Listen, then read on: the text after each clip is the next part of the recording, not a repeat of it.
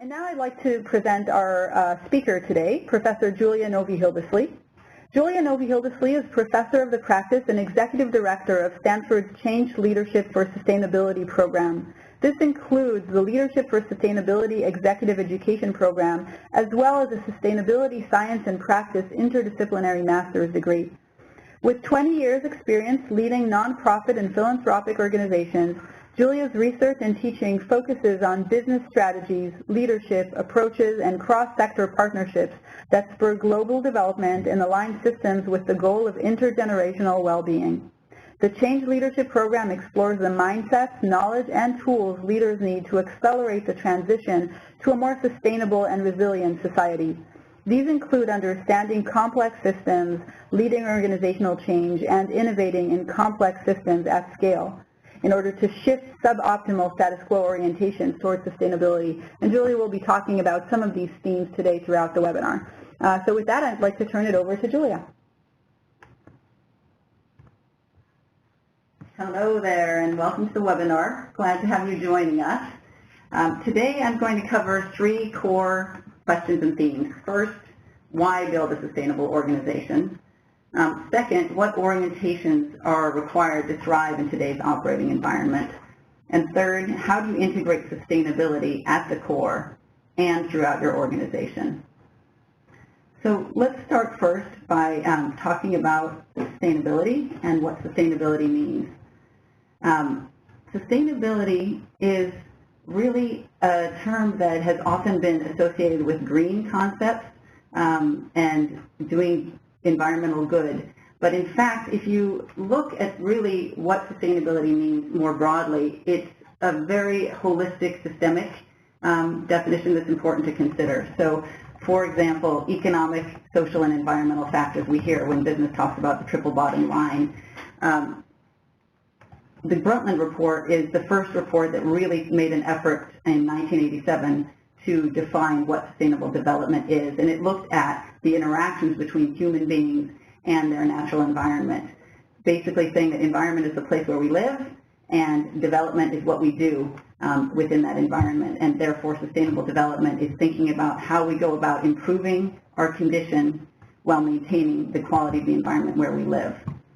Another really important thing to remember about sustainability, in addition to it being a holistic term incorporating social, economic, and environmental values, is that it is a long-term view on development, and it's a very integrated view. So, for example, it is not just about some folks doing well at the expense of others, but it's really about a holistic view of all people doing well, and it's about doing well over time across generations. We often use the term intergenerational well-being to describe what we mean by sustainability. So one can't really understand sustainability without thinking about systems. And here in this diagram, you see the economy nested within society and nested within the environment. When you think about systems, you think about complex, nonlinear dynamic interactions that occur between economy, society, and the environment. Jane Jacobs, an urban philosopher, reminds us that the economy is a wholly owned subsidiary of the environment and not the other way around. So with this in mind, we have to move a little bit from maybe our more linear, reductive approaches to problem solving and thinking and take a more holistic, systemic view. This cartoon shows a group of blind men with an elephant working to understand what they're looking at. And of course, they're all looking at different parts separately and getting fragmented views of what's going on. It's by taking a systems perspective and exchanging information about different parts of the system that they can come to a full understanding. Let's talk about how we hear in business the global environment characterized. VUCA world is a concept that was coined by the U.S. Army War College to describe the multilateral world after the Cold War, where things were much more in flux. And it has been used now since the late 1990s in business to describe the volatility, uncertainty, complexity, and ambiguity of the business operating environment. And really, if you look at some of the root causes of VUCA world, you see that underlying these symptoms are the dynamic interactions between social environmental systems and the increasing stress we face within those systems, whether from population growth or technology change or climate issues and resource scarcity, civic strife, or political unrest. These dynamics of the social environmental systems are giving rise to the context we call VUCA. So given VUCA is characterized by complexity, let's look a little bit more closely at what differentiates complicated from complex environments or complicated challenges from complex challenges. Complicated challenges are ones where the problem is easily definable, where existing know-how is adequate. You can solve the challenge with an existing blueprint or algorithm or procedure. You're in a fairly stable context where outcome is fairly predictable. You can plan for change. And success depends on the blueprint that directs both the development of separate parts and specifies the exact relationship in which to assemble them. So you could think of a Ferrari as a complicated system. You can take the parts, take it all apart, and then while it's very, very complex, you can put it back together, and the sum is simply equal to the parts. In a complex environment or challenge, only parts of a problem are definable.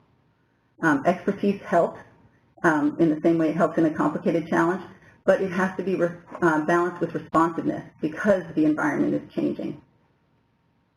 The context is unstable, the outcome is unpredictable, and this of course means that it requires constant adaptation, improvisation, and experimentation. And in this case, you can't really separate the parts from the whole. The essence actually exists in the relationships between the parts. So you could think about a tropical rainforest, for example, where you have all the different species together in dynamic interaction with one another. And if you take it all apart, you will see that actually the sum is much greater than the individual parts because of the interaction. So the rainforest, for example, produces rain on its own. It recycles nutrients. All of these functions happen because of the interaction between the different parts. So here's a little cartoon that maybe expresses our temptation to sometimes look for the simple answers when we are overwhelmed in a VUCA context, and that we are grappling with how best to deal with complexity and to find the patterns of navigation that will help us find our way through complexity to the visions we hope to achieve.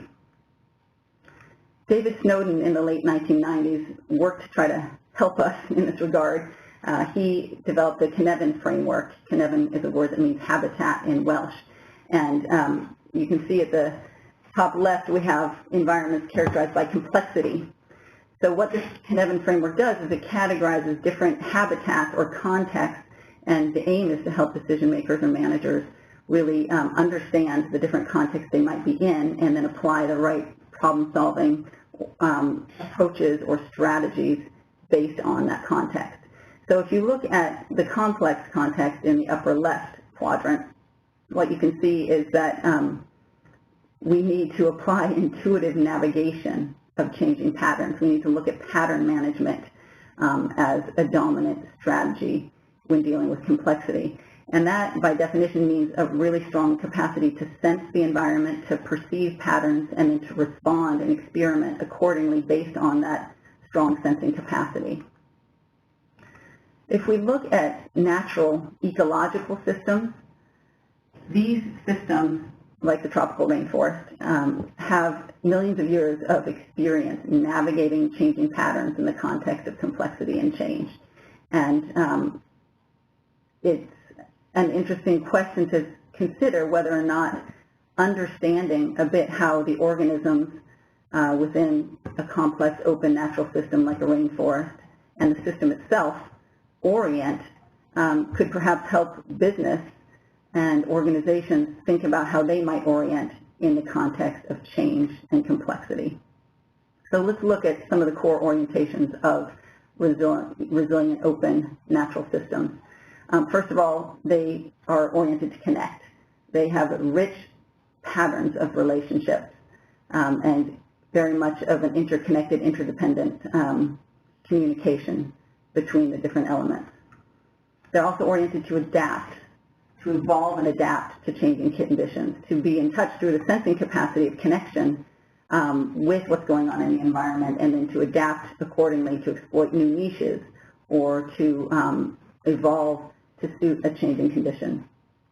And then finally, they're oriented to innovate, to experiment and redesign, to identify new ways of behaving and designing oneself in the context of a new environment.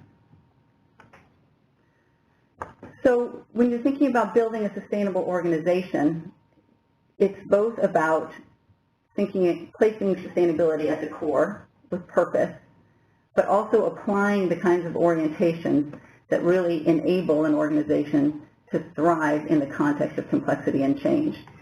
So you can see in this diagram the idea that applying orientations of connect, adapt, and innovate expands the capacity of the organization to have impact through its core purpose.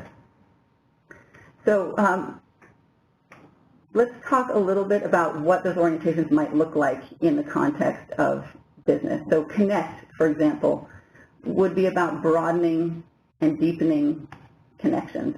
So broadening one's view, seeing one's connection to the broader context and operating environment, and then deepening the connection, say, for example, through one's value chain, to have more of a relationship focus rather than a transaction focus, to really understand the operations more deeply and build the relationships accordingly. It's about seeing the environment in which you're operating from a holistic perspective, and that includes seeing all the connections, as well as seeing places maybe where there are disconnections or where the system is broken. Adapt is really about learning and reorienting to be relevant, being relevant to the changing context. That means seeing this fuller understanding of reality that you get by greater connection, and then expanding a notion of responsibility because of that understanding. So that may mean moving from a focus on shareholders as the dominant and only stakeholder to a much more broad and inclusive view of stakeholders. It may mean moving from a shorter-term focus on financial profitability to a more inclusive, longer-term focus on social, environmental, and economic sustainability. And then in terms of innovate, it's really about thinking creatively about the opportunities presented by the new context and designing and partnering for sustainability. Taking some responsibility for the ways in which the system isn't working, and jumping in and redesigning systems so that they can work in this new context and aligned with sustainability goals. So in a moment, we're going to talk about a couple of organizations, look at two examples of organizations that have put sustainability at the core and applied these orientations to expand the impact and profitability of their organizations. But first, I'd like to do a quick poll and check in with our group here about some of the motivations that might be behind your interest and your organization's interest in engaging in sustainability. So what I'd like to ask you are, what are the main drivers for integrating sustainability into the core purpose of your organization? There's a set of options there to choose from. These are based on the report, a comprehensive report submitted to the Harvard Business Review and published last fall that really look at the academic research and data that has been for the last couple of decades as to why companies are putting sustainability at the core. I'd be interested to hear what's motivating your organization to do so, to the extent that it is. So we'll pause for a moment, take some answers, and then we'll, in a minute or two, be able to report back on the poll. Okay, we'll close the poll. It looks as though fostering innovation is one of the leading reasons and driving competitive advantage, as well as attracting and engaging employees. That looks like that also received quite a large number. But all of the choices were selected. Okay, great, thank you. So let's look at a couple of case studies. Unilever, a multinational consumer goods company which reaches 2 billion customers per day and has over 170,000 employees, and Sustainable Harvest, a specialty coffee importer that imports about 20 million pounds of coffee per year and is responsible for about 1/6 of the fair trade coffee sold in the United States. So let's look at the orientations that they're applying with sustainability as their core purpose and see what that actually means as you translate that to business. So first of all, the connect orientation. They are broadening their view, looking at the broader context, and also deepening connections. And they're doing this in three ways that I'd like to discuss today. One, they're situating their organization in the broader context, understanding the role they play in that context and how that context might affect them. Second, they're building relationships across their value chain. And third, they're connecting their core purpose to the current reality. So they're ensuring an alignment between their core purpose and the context they're operating in. Second, the adapt orientation. This is really about learning and reorienting to be relevant. So in the first place, they're reorienting goals and strategy to align with the new sustainability orientation and the contextual changes, but they're also putting in place metrics to measure progress. Second, they're aligning culture and incentives. The phrase that culture often trumps strategy is important here, in that without a culture that's supportive of this realignment and this learning, sustainability strategy will likely not be as effective. And then finally, adopting a learning orientation throughout the organization. Third, innovating. You all selected fostering innovation as one of the core reasons for putting sustainability at the core of your organization. This really is about designing and partnering for sustainability. First, through new products and business models. Second, by engaging broad participation in problem solving, so harnessing a lot more resources dedicated to that innovation. And then finally, forging partnerships, new kinds of partnerships, perhaps with unlikely bedfellows, to achieve scaled impact. So let's dig into Unilever a little bit. As you probably know, Unilever is an Anglo-Dutch transnational consumer goods company. It touches 2 billion customers per day. And the CEO, Paul Polman, began his tenure in 2009 and built on the traditional values of Unilever, but really began a very powerful and focused emphasis on sustainability, focusing on growing and prospering by tackling 21st century challenges. Actually seeing, as you pointed out in the poll, that by tackling these challenges, innovation and therefore productivity growth would increase. So one of the first things he talked about was taking a systems approach. He said business needs to take more of a systems approach to their operations, seeing companies as part of an interconnected web that links multiple players. So this is how he began his approach and foray to thinking about operating a business in service of sustainability.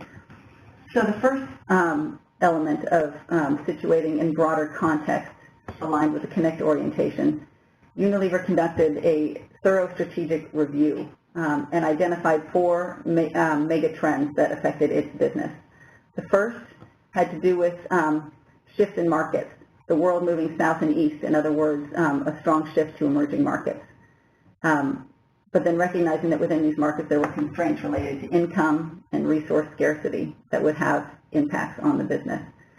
Second, shifts in lifestyles, living differently, a big move of globally from rural to urban locations, which then put into question taxing already strained infrastructure with this urban migration. Also longer lives, people living longer. All of these had implications for supply chains and product and service design.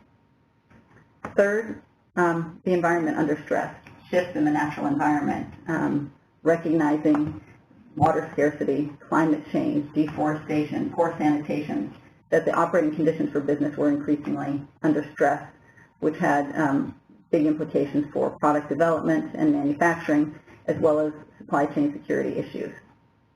And then finally, the digital revolution, looking at shifts in stakeholder empowerment through access to information and communication technologies.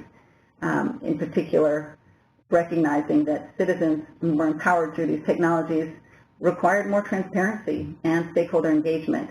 And that was required in order to minimize the reputational risk and the demand for more stringent regulations that business might suffer if it didn't effectively engage these stakeholders.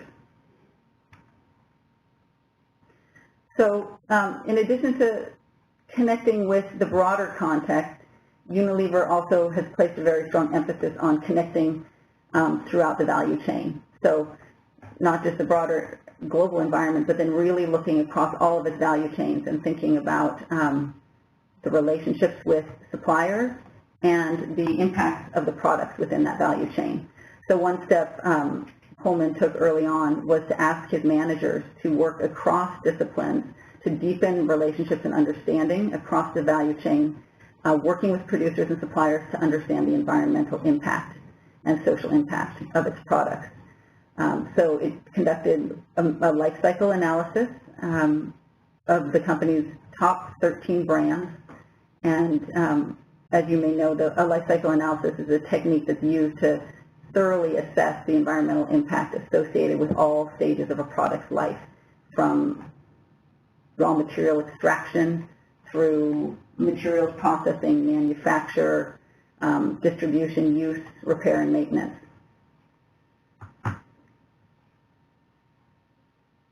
So through this connection with the broader context, connection with the value chain, Unilever really connected with its core purpose and built on founding values since the 1880s, which were around responsible business, developing products that met the needs of the masses, and reformulated that core purpose to focus on what they felt was the call for Unilever in the 21st century, and that was to make sustainable living commonplace.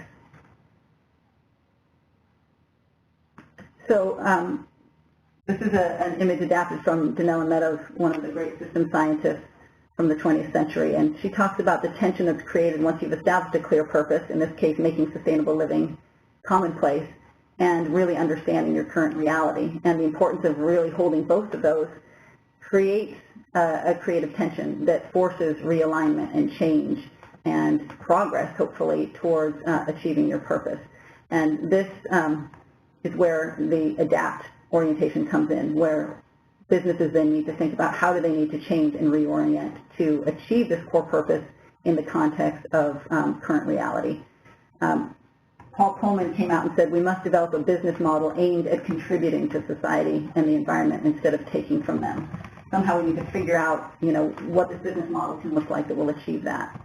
And so they developed a business model that situated itself around sustainable living. Basically, the idea was that profitable volume growth would occur through innovations that bring new sustainability benefits to consumers and retailers, that reducing waste and energy by thinking about sustainability and looking at life cycle analysis would save costs, and that risk could be managed in the supply chain, which would secure long-term sustainable sourcing of materials and long-term viability of operations. So through this business plan, it set out a vision and a series of goals called the Sustainable Living Plan. It was a vision to double the size of their business while reducing its environmental footprint and increasing the positive impact, the positive social impact of the business.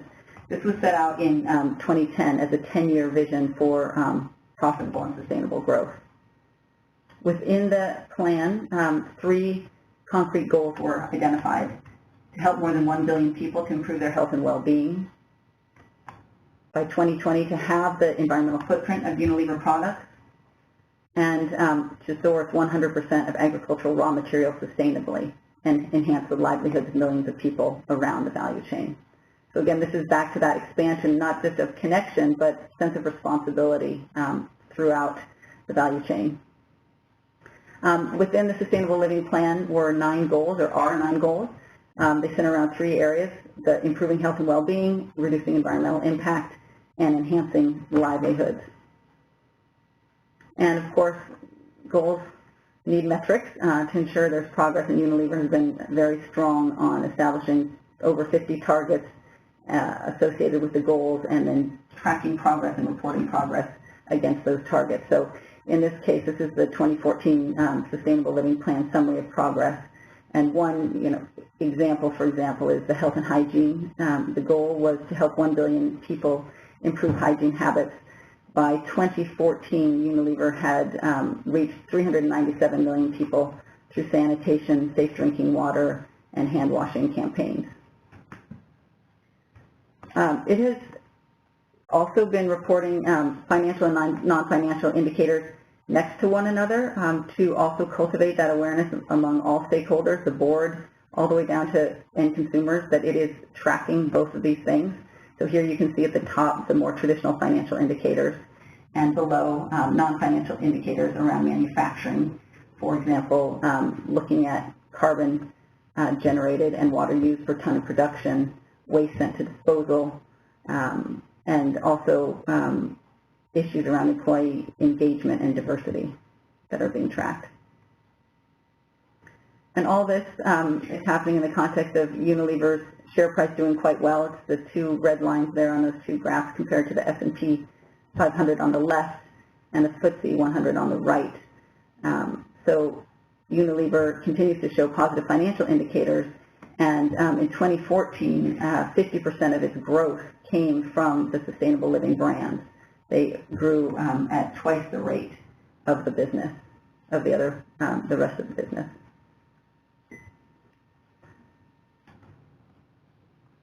So in addition to aligning goals and metrics with sustainability, as we discussed earlier, aligning culture and incentives is critical.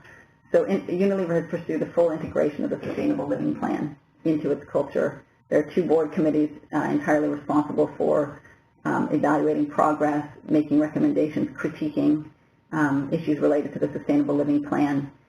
Paul Pullman early on decided not to issue quarterly reports. He wanted to underscore management's belief that investing in sustainability takes time, and remuneration is tied to achieving targets associated with the Sustainable Living Plan. So in addition to aligning the incentives and the culture, one core aspect of culture change is developing a learning orientation. How could Unilever develop a learning organization so that it would not just reorient once, but continue to reorient and adapt as conditions change, and through a better understanding of its environment? So it's embarked on quite extensive employee training and development endeavors, both communicating the core purpose of the institution as well as trying to cultivate growth mindset and other systems thinking approaches amongst its employees. It's also really pursued the idea that involving employees is central to helping them understand and feel committed and engaged with the purpose of the organization. And a couple of examples of how it's done that include the Dove Self-Esteem Project, where Dove Soap has been associated with the opportunity to educate girls between the ages of 8 and 17 on the beauty comes from within, and help combat some of the issues that young women are facing in terms of body image. Employees have been very involved in rolling out those campaigns in diverse countries. And similarly, Help a Child Reach 5 campaign is a campaign that has been teaching children and their parents about the importance of hand washing and how to do it effectively. And employees have been very engaged in participating in those training programs as well. Learning from stakeholders is another key aspect of adopting a learning orientation. So not just building your own capacity within the organization to learn, but thinking about how you learn from diverse stakeholders, bringing as many ideas to the table for innovation. So Unilever, one example is Unilever established the Sustainable Living Lab, which was a scaled approach to stakeholder engagement, where it engaged over 2,000 stakeholders from 70 countries in a 24-hour live dialogue to critique and reflect on progress within the Sustainable Living Plan thus far, and to gain new ideas for how to make better progress. So moving to an innovate orientation. Once the organization is reoriented and is aligning culture and learning with sustainability, how can it then move to a platform of innovation?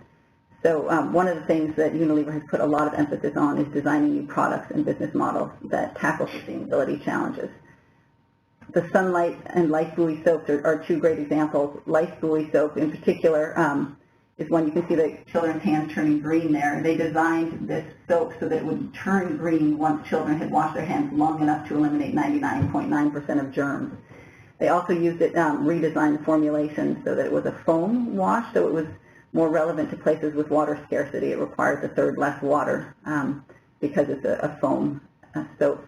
And then finally, by doing research on the germs that cause cholera and typhoid and eye and skin infections, the most significant causes of infant mortality in a number of the regions where they work, they reformulated the actual chemical composition of the soap to be 10 times more effective at killing those particular germs.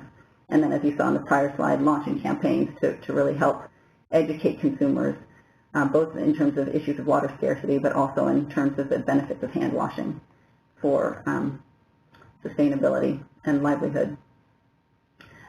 Circular economy is another area where Unilever has innovated.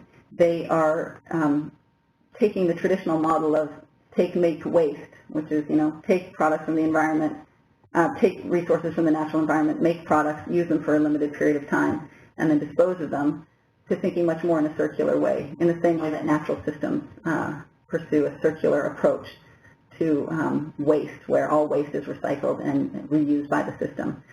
So Unilever has incentivized groups throughout its supply chain to think about circular economy opportunities, and some ideas include using tea bags for wallpaper.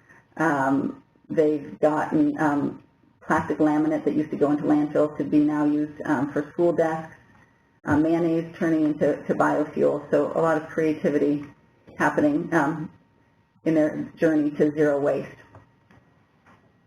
The other thing that they're doing is designing and partnering for sustainability by engaging broad participation in problem solving.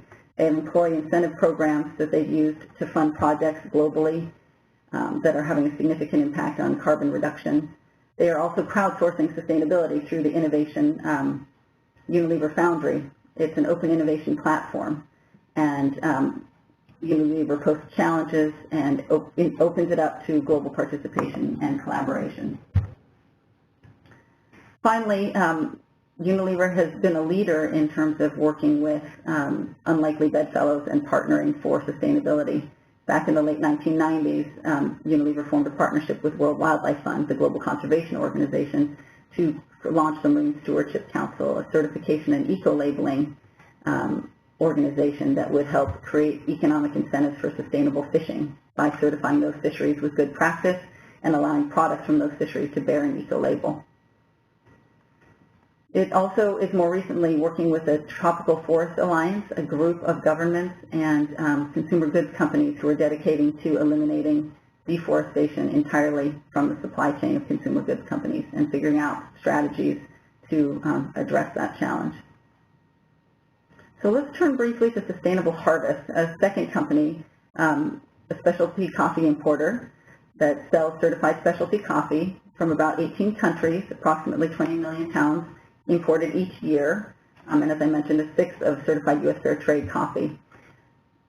Sustainable Harvest started in the late 1980s when its founder, Dave Griswold, was volunteering in Mexico for a coffee organization that supported farmers, and met Pedro, a farmer who came and represented 40 families, and handed Dave a bag of coffee and said, "This is really good coffee. I come from Nayarit, the state in Mexico, and we need help finding a way to sell our coffee. Can you help us?" And so what Dave did is he thought about what this meant, the fact that there was such a disconnect in the global market where farmers were producing coffee, but they had no idea how to access the global market. They were just selling on local exchanges. Nor did the global market have any sense of connection to farmers and actually the potential source of great quality coffee. So he decided to form an organization dedicated to making this connection and making the market work in favor of smallholder coffee farmers. He looked at the global operating environment, recognized the market shocks, low commodity prices, climate change, and industry consolidation that coffee farmers were facing. And he invented a new business model. He decided to go from a more traditional linear supply chain model to a much more circular value chain. So he coined this relationship coffee, and the idea was that there would be full transparency across the value chain, that all producers would have access to full information, as would everyone involved in every step of the value chain. So all prices and costs were made transparent and shared. But more importantly, relationships were built between those individuals so that sector-wide issues could be discussed and solutions could be found.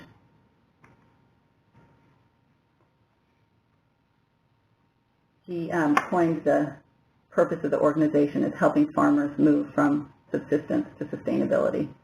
So thinking about really having an impact on some of the 25 million smallholder coffee farmers who are struggling with subsistence and moving them to a viable business, a sustainable business model.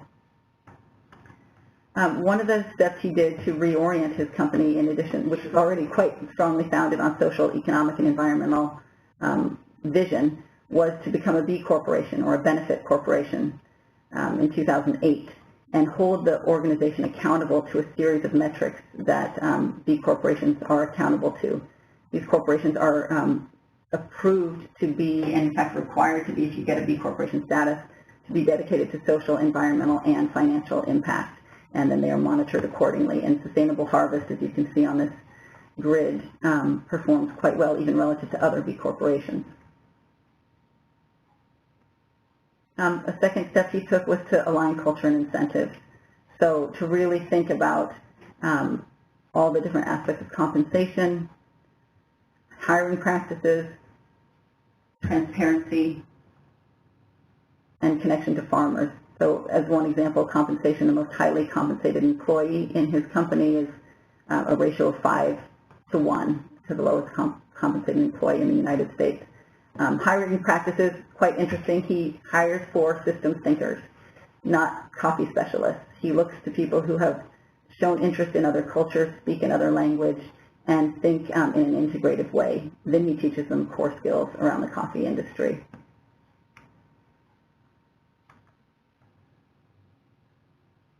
In terms of a learning orientation, one of the primary ways Sustainable Harvest has developed its learning is through an event that they've run now for several years called Let's Talk Coffee. It's an event that's held most usually in a coffee growing country, and it brings together all of the members of the value chain to talk about upcoming issues. What are the issues they're not on top of that they anticipate coming down the pipe for the coffee industry? What are producers struggling with? What are the needs of roasters? How do they problem solve together, and how do they anticipate future challenges? In addition, a lot of deals get done at Let's Talk Coffee as roasters meet producers and get to know their particular coffees and stories. But most importantly, it's an opportunity to really problem solve and continue to learn together. Innovation. One of the ways in which Sustainable Harvest innovates is through new products and services. Tasteify on the left is a product that they designed that's won several awards for innovation that really does for coffee what we have for wine, which is a way of rating wines and sharing information between producers and retailers of that product. Question Coffee is a new brand that they developed to help farmers really work directly with buyers, customers. So linking farmers directly to customers and helping them understand what the issues are that farmers are facing and helping educate consumers about questioning the coffee supply chain. And finally, they've had a huge emphasis on farmer training and technology. The company plows back 90% of gross revenues into farmer training and support, including the prices paid for the coffee purchased from farmers. Technologies include water-saving technology for coffee processing, but also really high-tech strategies for thinking about how to understand the last mile of coffee production, where you can look at individual farmer plots and see how they connect to particular coffees that are produced and understand the profile of the coffees from a very micro scale on individual plots. Through Let's Talk Coffee and other platforms and the deep relationships they've built through their relationship coffee model, they've been able to engage broad participation in problem solving. So when the Roya crisis broke out in 2013, a fungus that was dramatically affecting coffee plants in Central America in particular. Sustainable Harvest was positioned to both perceive the problem very quickly because it has very regular visits to its producers on the ground through its origin offices, these offices based in countries of origin where the coffee is grown. So they were able to perceive the problem quickly, and through their relationships leverage scientists and agronomists to really figure out what were the best approaches for averting the spread of the disease, addressing plants that were already diseased, educating farmers so that they would know the trade-offs between different approaches like the use of fungicides or not. And they convened several Let's Talk Roya events where they brought different stakeholders together, provided training kits to farmers, responded to questions, even brought in lenders to help consider how to assist the farmers with multi-year loans for replanting a number of their farms that had been so badly damaged.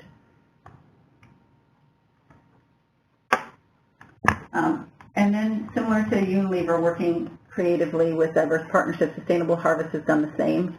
They, in addition to working with certifiers to validate and third-party certify their fair trade and ecologically sustainably grown coffee, and Root Capital, one of the lenders they work with, they formed a major partnership with Bloomberg to use philanthropic capital to reach tens of thousands of Rwandan women who are displaced and for whom coffee growing is a wonderful opportunity for building a sustainable livelihood. So through these programs of training and support, Rwandan women have been able to not just cultivate coffee, but cultivate premium quality coffee and reach consumers directly. So as we think about these examples and what it means for building a sustainable organization, we have lots of data in terms of the Harvard Business Review report that summarizes recent academic research and business experience related to why, what the business case is for integrating sustainability at the core.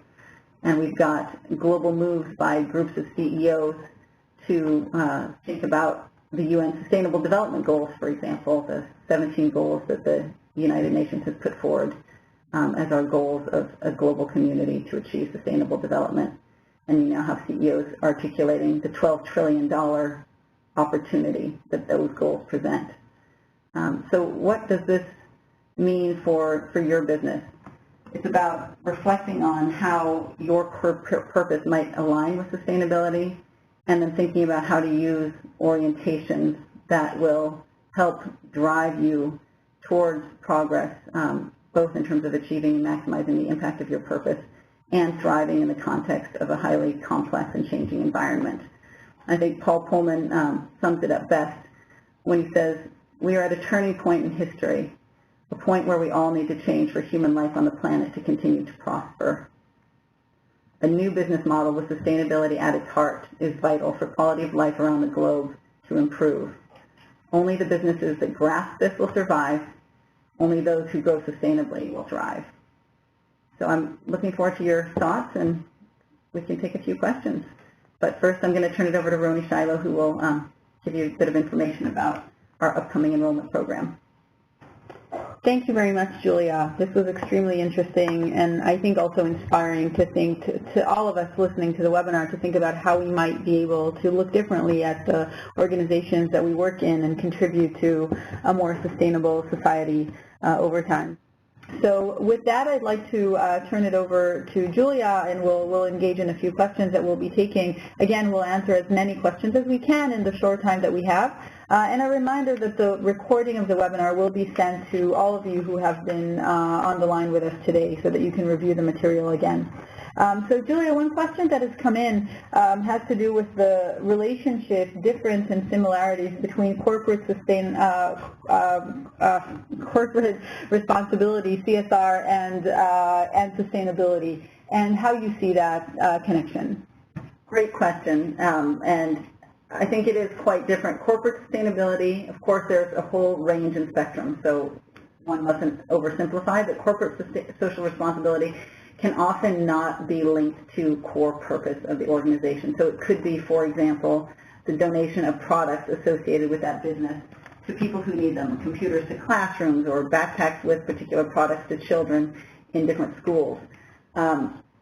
Sustainability at the core is quite different. It means that you're basically putting sustainability as core to your strategy and designing your entire business model and strategy around sustainability objectives. So really looking at how, back to, connecting with your environment and understanding it, building relationships in your value chain, understanding the social and environmental impacts of your production processes and your products, reorienting your whole system so that it aligns with the goal of sustainability, which means taking significant action internally to track different kinds of metrics, and that's obviously at one extreme, but and then innovating, of course, for sustainability, where you're looking at new business models like the circular economy or collaborative consumption, new ways of creating sustainable sourcing and sustainable value chains so that it is fully permeated throughout your organization.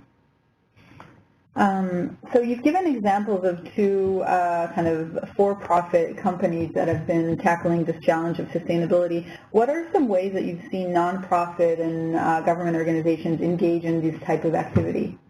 Well, there's been a big shift, I would say, in the last 20 years to really sort of blur the lines between the different sectors of society. I think we used to think of government is providing some basic services, civil society being sort of the watchdog of industry, and industry being there to maximize profits. And I think what we're starting to see is that in the modern context, with the kinds of challenges that we're facing in the 21st century, stakeholders are working kind of around a new social compact where business, government, and civil society need to find collaborative models for working together to solve complex challenges.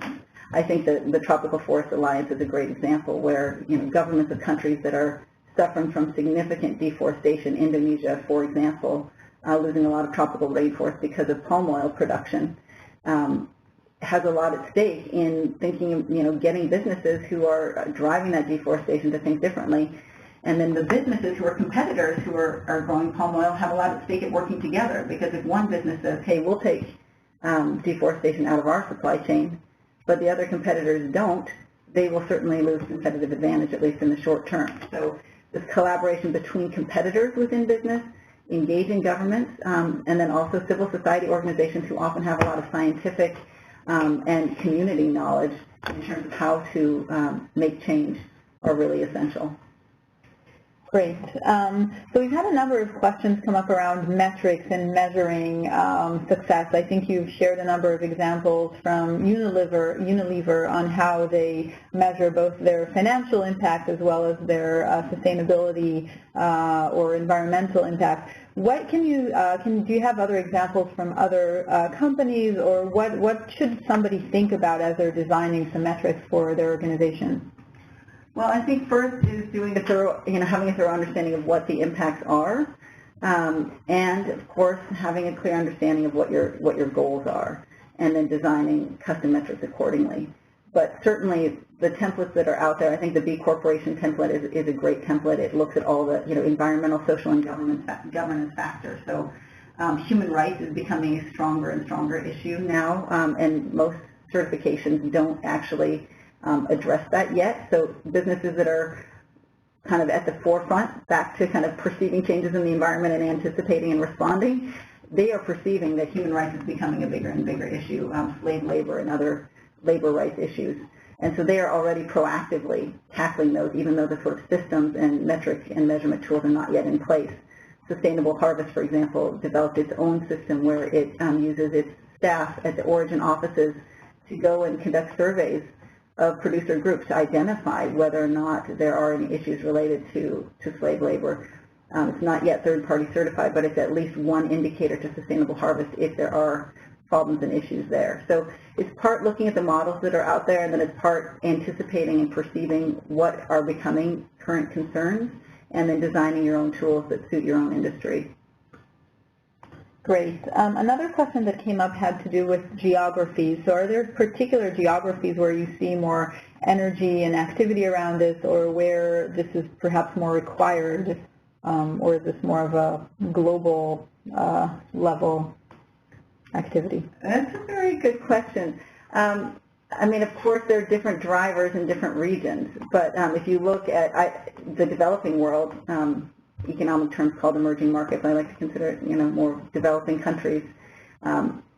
There are a lot of challenges that are being faced there in terms of resource scarcity, moves from rural to urban environments, and the stress that places on already strained infrastructure.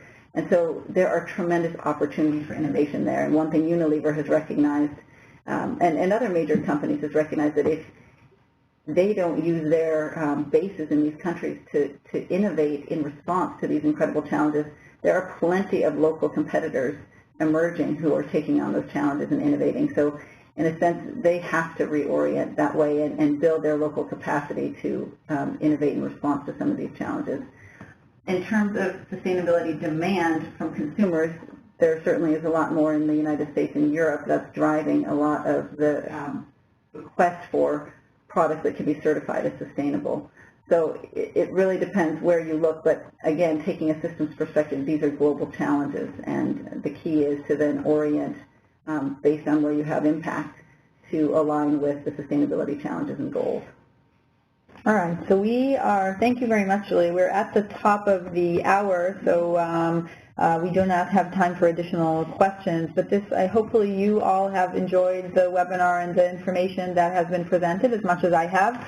I'd like to encourage all of you again to visit our website, globalimpact.stanford.edu, and find out more information about the program that we'll be offering in September, and hopefully some or many of you can join us there. And we will also having additional webinars, and we'll be sending along information on upcoming webinars on this topic.